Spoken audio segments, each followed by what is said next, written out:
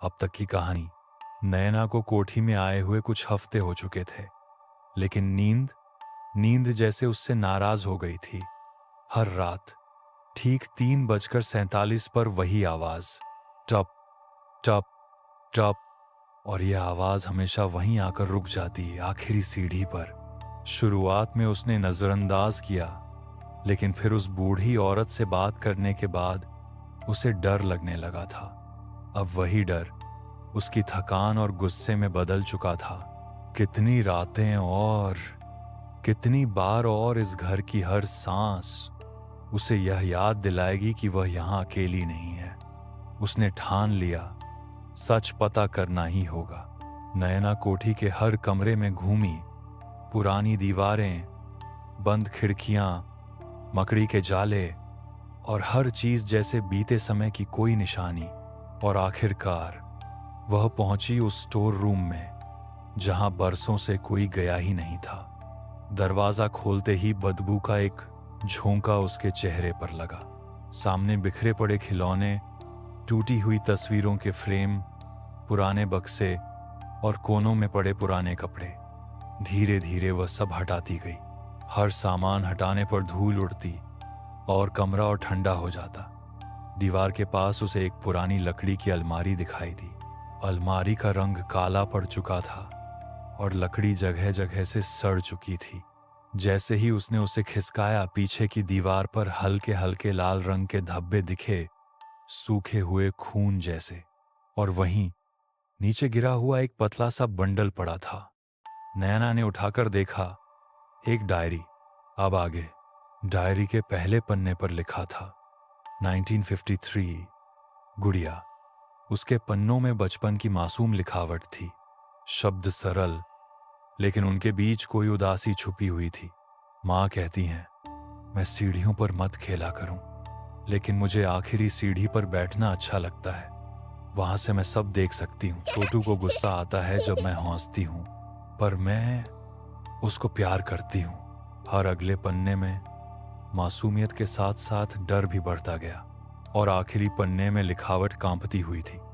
आज मैं और छोटू खेल रहे थे। उसने मुझे धक्का दे दिया।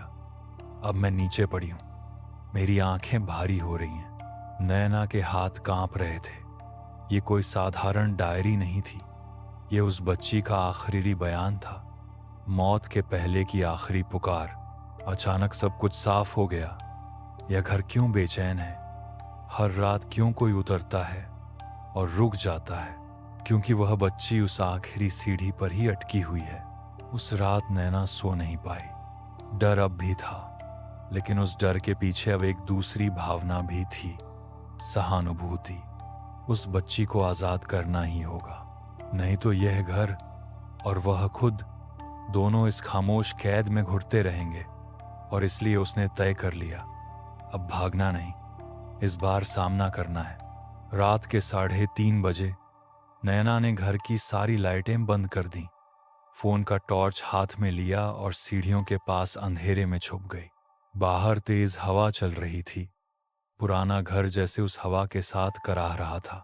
3:47 वो आवाज फिर आई, पहले धीमी, फिर नजदीक। टप टप टप।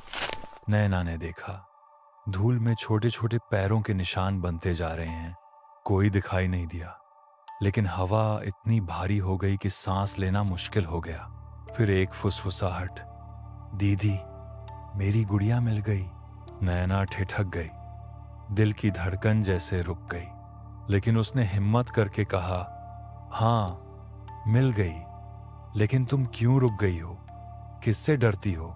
कुछ पल खामोशी रही, फिर धीरे धीरे सामने एक आकृति बनने लगी। 7-8 साल की एक छोटी बच्ची, सफेद फ्रॉक, बाल बिखरे हुए, आंखों में गहरे गड्ढे। उसके चेहरे पर कोई गुस्सा नहीं था, सिर्फ एक अधूरी उदासी। उसने कहा, मैं मम्मी को ढूंढ रही थी। छोटू ने मेरी गुड़िया ले ली। उसे डर था कि मैं माँ को बता दूंगी। उसने मुझे धक्का दे दिया। मैं सीढ़ियों से नीचे गिर गई। कोई लेने नहीं आया। अचानक ऊपर से एक और आवाज गूंज उठी, गुस्से में भरी, ये मेरी सीढ़ी है, दूर जा। और उसी के साथ सीढ़ियां हिलने लगीं। जैसे कोई अदृश्य ताकत उन्हें गिरा देना चाहती हो। लेकिन इस बार नैना पीछे नहीं हटी। उसने वो टूटी हुई गुड़िया निकाली जो हर दिन उसके दरवाजे के पास रखी मिलती थी और बच्ची के सामने रख दी। गुड़िया, ये तुम्हारी है, तुम अब आजाद हो, कोई तुम्हें रोक नहीं सकता। ये आखिरी सीढ़ी तुम्हारा कैद खाना नहीं है। बच्ची की आंखें अचानक चमक उठीं, उसके होंठों पर हल्की सी मुस्कान आई। उसने गुड़िया को पकड़ लिया और धीरे धीरे उसका शरीर धुएं की तरह हल्का होकर गायब हो गया। ऊपर से आई वो गुस्से वाली आवाज और सीढ़ियों की थरथराहट, सब बंद हो गया। घर में फिर से सन्नाटा था। अगले दिन नैना ने कैमरा देखा। रिकॉर्डिंग में बस धुंध थी। सिर्फ एक फ्रेम में साफ दिखा सीढ़ी पर बैठी हुई एक छोटी गुड़िया। वो सोचने लगी कि शायद अब सब खत्म हो गया है। लेकिन गांव के लोगों से बातचीत में एक नया सच सामने आया। जिस दिन गुड़िया मरी थी उसी दिन छोटू भी गायब हो गया था। कुछ लोगों ने कहा लड़की के पिता ने गुस्से में छोटू को मार डाला, लेकिन उसका शव कभी नहीं मिला। ये सुनकर नैना के दिमाग में अचानक वही अलमारी के पीछे खून के धब्बे घूम गए। उसने कुछ गांव वालों को मदद के लिए बुलाया और स्टोर रूम की वह अलमारी हटवाकर पीछे की दीवार तोड़ दी। दीवार के अंदर एक संकरी बंद जगह थी और वहां पुराने कपड़ों में लिपटा एक कंकाल पड़ा था। एक छोटे लड़के का कंकाल। गांव वाले चुप खड़े रह गए। हवा अचानक फिर ठंडी हो गई और नैना के कानों में हल्की सी फुसफुसाहट आई। मैं तो यही हूं।